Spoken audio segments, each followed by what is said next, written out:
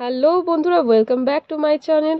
আজকে আমি সকাল সকাল উঠে ক্লাস থেকে ফিরে বাজারে চলে গেছিলাম এবং দেখতে পেলাম বাজারে বেশ সবজির দাম কমে এসেছে, আর সাথেই অনেক রকমের মাছ এবং কাঁকড়া।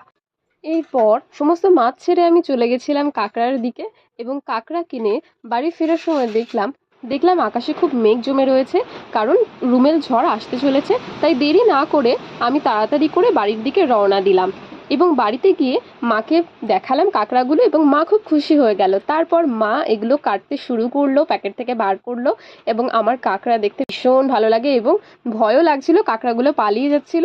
মাগুলোকে ধরে কাটা শুরু করলো। কাঁকড়া খেতে এবং দেখতে আমাদের সবারই নিশ্চয়ই খুব ভালো লাগে, কিন্তু কাঁকড়া ধরতে গিয়ে আমার ভীষণ ভয় লেগে গেছিলো। তারপরে মা সেগুলো পিস করে কাটতে আমি একটা হাতে তুলে দেখলাম যে পিসটা কীরকম অ্যাকচুয়াল লাগছে।